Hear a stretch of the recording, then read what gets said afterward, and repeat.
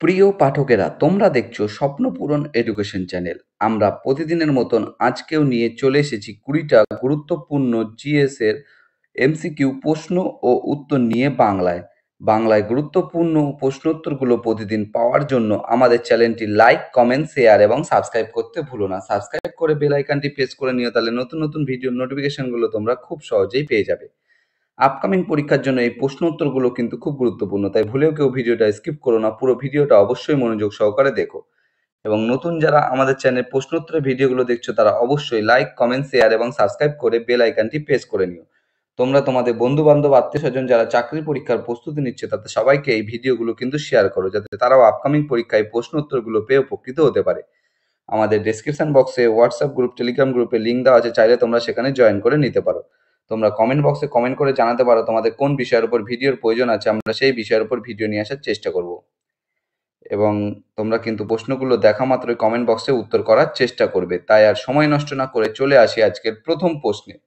আজকের প্রথম প্রশ্ন, 1 নম্বর প্রশ্ন, দক্ষিণ ভারতের ম্যানচেস্টার কোন শহরকে বলা হয়?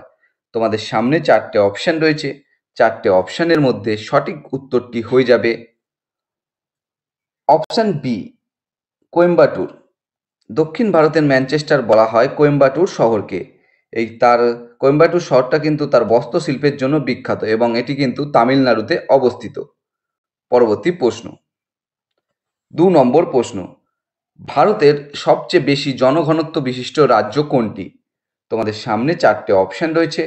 4টে অপশনের মধ্যে সঠিক উত্তরটি হয়ে যাবে অপশন সি, বিহার। ভারতের সবচেয়ে বেশি জনঘনত্ব বিশিষ্ট রাজ্য বিহার। এখানে কিন্তু প্রতি বর্গ কিলোমিটারে 1106 জন কিন্তু বসবাস করে। এখানে কিন্তু প্রতি বর্গ কিলোমিটারে 1106 জন বসবাস করে। এটা কিন্তু 2011 সালের জনগণনা অনুযায়ী। পরবর্তী প্রশ্ন, 3 নম্বর প্রশ্ন, প্রথম কোন রাষ্ট্রপতি ভারতরত্ন পুরস্কার পান? তোমাদের সামনে 4টে অপশন রয়েছে।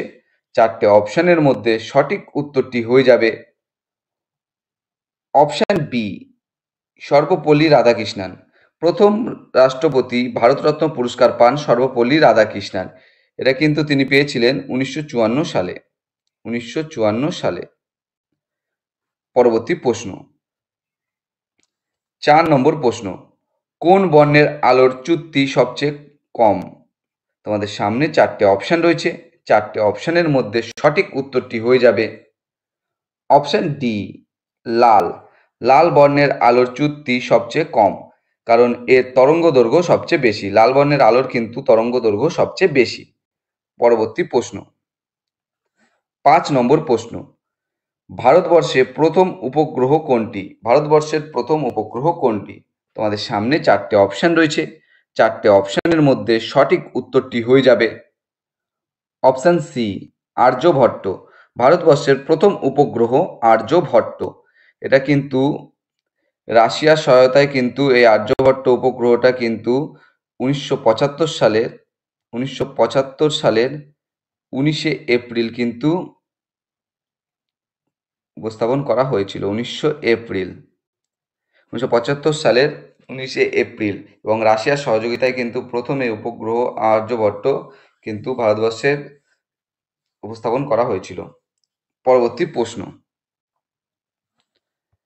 6 নম্বর প্রশ্ন, পার্বত্য মৃত্তিকার অপর নাম কি? তোমাদের সামনে 4টে অপশন রয়েছে। 4টে অপশনের মধ্যে সঠিক উত্তরটি হয়ে যাবে অপশন এ, পটসাল। পার্বত্য মৃত্তিকার অপর নাম পটসাল। পরবর্তী প্রশ্ন, 7 নম্বর প্রশ্ন, দ্বিতীয় পানিপথের যুদ্ধে আকবরের প্রতিপক্ষ কে ছিলেন? তোমাদের সামনে 4টে অপশন রয়েছে। 4টে অপশনের মধ্যে সঠিক উত্তরটি হয়ে যাবে অপশন বি, হিমু। দ্বিতীয় পানিপথের যুদ্ধে আকবরের প্রতিপক্ষ ছিলেন হিমু। এই হিমুর কিন্তু পুরো নাম হচ্ছে বা ভালো নাম হচ্ছে হেমচন্দ্র বিক্রমাদিত্য। হেমচন্দ্র বিক্রমাদিত্য। এবং এই দ্বিতীয় পানিপথের যুদ্ধ হয়েছিল কিন্তু 1556 সালে। 1556 সালের 5ই নভেম্বর। 5ই কিন্তু নভেম্বর। 1556 সালে 5ই নভেম্বর কিন্তু আকবর ও হিমুর মধ্যে কিন্তু দ্বিতীয় পানিপথের যুদ্ধ হয়েছিল। পরবর্তী প্রশ্ন, 8 নম্বর প্রশ্ন, তালিকোটার যুদ্ধ কত সালে হয়েছিল? তোমাদের সামনে 4টে অপশন রয়েছে। 4টে অপশনের মধ্যে সঠিক উত্তরটি হয়ে যাবে অপশন এ 1565 সালে। তালিকোটার যুদ্ধ হয়েছিল 1565 সালে 23শে জানুয়ারি। 23শে জানুয়ারি কিন্তু এই তালিকোটার যুদ্ধটা হয়েছিল। পরবর্তী প্রশ্ন, 9 নম্বর প্রশ্ন, কল্লোল নাটকের রচয়িতা কে? তোমাদের সামনে 4টে অপশন রয়েছে। 4টে অপশনের মধ্যে সঠিক উত্তরটি হয়ে যাবে অপশন বি উৎপল দত্ত। কল্লোল নাটকের রচয়িতা হলেন উৎপল দত্ত। এটা কিন্তু 1965 সালের 28শে মার্চ 1965 সালের 28শে মার্চ উৎপল দত্তের পরিচালনায় মিনার্ভা থিয়েটারে এই নাটকটি মঞ্চস্থ হয়েছিল। মিনার্ভা থিয়েটারে কিন্তু এই নাটকটি কিন্তু মঞ্চস্থ হয়েছিল। পরবর্তী প্রশ্ন, 10 নম্বর প্রশ্ন, কোন বছর ময়ূরকে ভারতের জাতীয় পাখি হিসেবে ঘোষণা করা হয়? তোমাদের সামনে 4টে অপশন রয়েছে। 4টে অপশনের মধ্যে সঠিক উত্তরটি হয়ে যাবে অপশন এ 1963 সালে।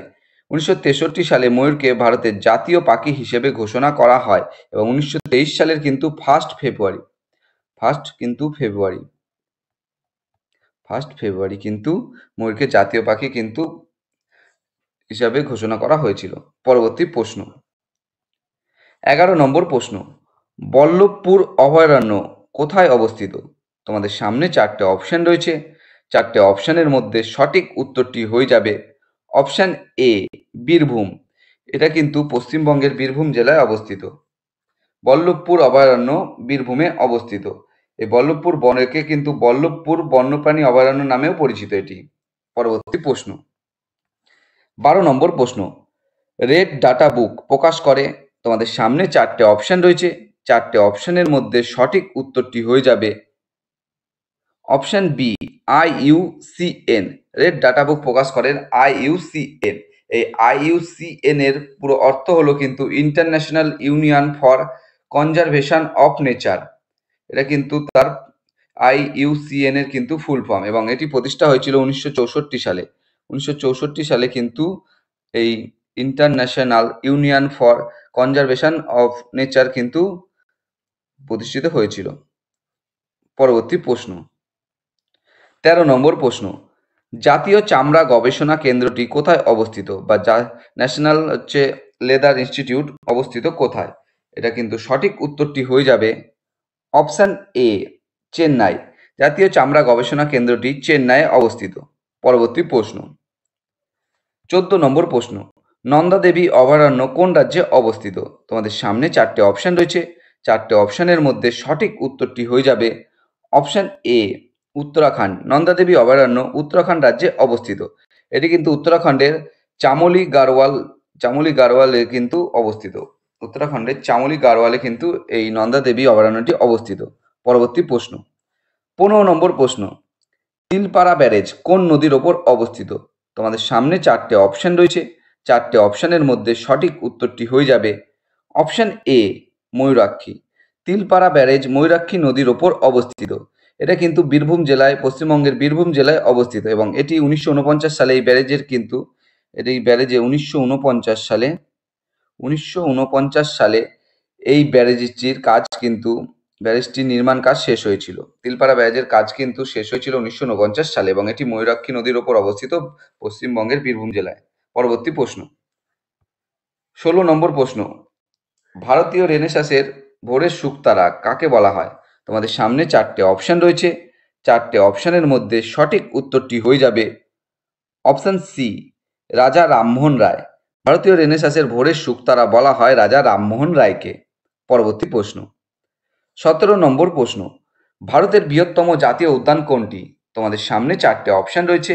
4টে অপশনের মধ্যে সঠিক উত্তরটি হয়ে যাবে অপশন সি হেমিস জাতীয় উদ্যান। ভারতের বৃহত্তম জাতীয় উদ্যান হলো হেমিস জাতীয় উদ্যান। এটি কিন্তু লাদাখে অবস্থিত এবং এটি কিন্তু 4400 বর্গ কিলোমিটার এলাকা জুড়ে কিন্তু অবস্থিত। এটি কিন্তু 4400 বর্গ কিলোমিটার এলাকা জুড়ে কিন্তু অবস্থিত আছে। পরবর্তী প্রশ্ন, 18 নম্বর প্রশ্ন, বিক্রম সারাভাই স্পেস সেন্টার কোথায় অবস্থিত? তোমাদের সামনে 4টে অপশন রয়েছে। 4টে অপশনের মধ্যে সঠিক উত্তরটি হয়ে যাবে option A, Thiruvananthapuram. Vikram Sarabhai space centre তিরুবনন্তপুরমে অবস্থিত।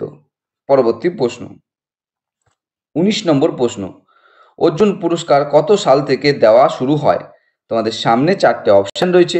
4টে অপশনের মধ্যে সঠিক উত্তরটি হয়ে যাবে অপশন সি, 1961 সাল।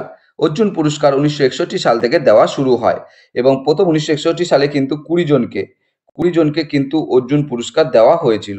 20 জনকে অর্জুন পুরস্কার দেওয়া হয়েছিল এবং এদের মধ্যে প্রথম প্রাপকদের মধ্যে ছিলেন জি.এস. রান্ধাওয়া অ্যাথলেটিক্স এবং পি.কে. ব্যানার্জি ফুটবল থেকে। পরবর্তী প্রশ্ন, 20 নম্বর প্রশ্ন এবং আজকের শেষ প্রশ্ন, ভারতের মৎস্য গবেষণা কেন্দ্র কোথায় অবস্থিত? তোমাদের সামনে 4টে অপশন রয়েছে। 4টে অপশনের মধ্যে সঠিক উত্তরটি হয়ে যাবে অপশন এ, এর্নাকুলাম। ভারতের মৎস্য গবেষণা কেন্দ্রটি অবস্থিত এর্নাকুলাম কিন্তু কেরালায় অবস্থিত। বন্ধুরা, তোমাদের জন্য আজকে এই 20টাই প্রশ্ন উত্তর ছিল। 20টি প্রশ্ন উত্তরের মধ্যে তোমরা কটি সঠিক উত্তর দিতে পেরেছো অবশ্যই কমেন্ট বক্সে কমেন্ট করে জানিও। এবং তোমরা যদি আমাদের এই প্রশ্ন উত্তরগুলো পেয়ে উপকৃত হয়ে থাকো অবশ্যই আমাদের চ্যানেলটি লাইক, কমেন্ট, শেয়ার এবং সাবস্ক্রাইব করতে ভুলো না। সাবস্ক্রাইব করে বেল আইকনটি প্রেস করে নিও, তাহলে নতুন নতুন ভিডিও নোটিফিকেশনগুলো তোমরা খুব সহজেই পেয়ে যাবে। এবং নতুন যারা আমাদের চ্যানেলে প্রশ্ন উত্তরের ভিডিওগুলো দেখছো তারা অবশ্যই কিন্তু লাইক, কমেন্ট, শেয়ার এবং সাবস্ক্রাইব করে বেল আইকনটি প্রেস করে নিও। তোমরা তোমাদের বন্ধু বান্ধব, আত্মীয় স্বজন যারা চাকরি পরীক্ষার প্রস্তুতি নিচ্ছে তাদের সবাইকে কিন্তু এই ভিডিওগুলো শেয়ার করে দিতে পারো। এবং তোমরা কিন্তু কমেন্ট বক্সে কমেন্ট করে জানাতে পারো তোমাদের কোন বিষয়ের উপর ভিডিওর প্রয়োজন আছে, আমরা সেই বিষয়ের উপর ভিডিও নিয়ে আসবো। এবং তোমরা কিন্তু কেউ কমেন্ট করে জানাচ্ছ না 20টি প্রশ্ন উত্তরের মধ্যে কটি সঠিক উত্তর দিতে পেরেছো। অবশ্যই কিন্তু তোমরা কমেন্ট করে জানিও। সবাই ভালো থেকো, সুস্থ থেকো। দেখা হবে আবার পরবর্তী একটি নতুন ভিডিওতে। ধন্যবাদ সবাইকে।